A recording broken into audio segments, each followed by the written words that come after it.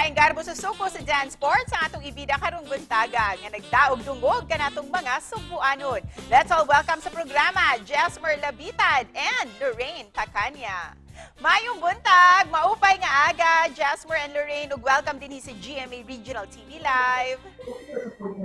Thank you, mayong buntag mga kapuso. And maupay mga aga mga taga Leyte and taga Leyte. Good morning everyone.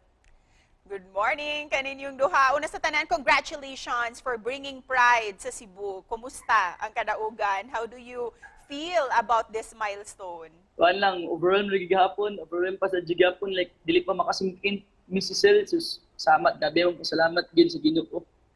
How about you, Miss Lorraine? How do you feel nga kamo gayud ang nakakuha sa kampyonato?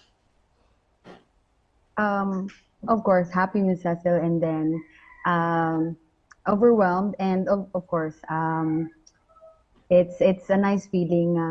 We're not just making our families and friends proud, but also the Cebu City, ang tanang Sugbo actually. Tinuod gayud ka na kaming tanan na lipay sa inyong kadaugan. Pero during the contest ba, did you ever expect nga kamo ang piliun nga mananaog among all the many contestants? Jasmer.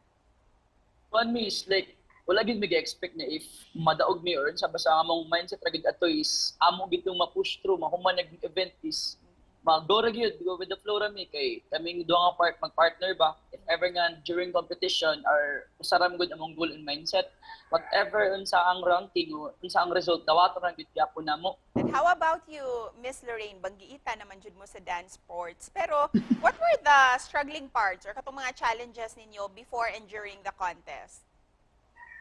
Well, on that competition, the struggles before was in Manila, kay nagbagyo man sa didto. Very struggle ang transportation, pag-adto sa venue, and then going back sa place nga among gi-stayhan. And then during the competition, struggle sad kay there are times nga kanang although banggiitan, although experience na, but of course, makulbaan gihapon. And a little throwback ka karong buntaga. Gusto na mo mahibalan. Karon sa mo nagsugod sa pagkahilig og dance sports og nganong kani ang inyuhang gipili nga katunan gayon? For me, ako, since akong papa is dance instructor before I was born, so dira siguro na ako nakuha. Ako kay tuan na gid to siya misel. Like nag-inganyo lang go, like na one time is there been conducted to grassroots program man sa gym sa Tisa. So, gi-invite ako sa among silingan. So, ato na there's a lot na sayaw dito niya. Okay, good ako hilig mo sayaw. Like, dahil ko mo sayaw. Like, miss me, cultural dance. I don't know how to kuhaan ka figure. Like, mo to. Sige ako, itry mo to. Sa batch na mo atong gayon na ako ra nila hutay. O gawa sa pagsayaw sa dance sports and of course mga rehearsals ninyo and joining competitions as well. Unsay mga gikabisihan ninyo? Unsay trabaho ninyo? Ako nag-work ko sa Cebu City Government. There is a mixed department and then ang position is sa underpreparement ba. Currently, aside sa pagsayaw, I'm working as a senior title executive in an international publishing house.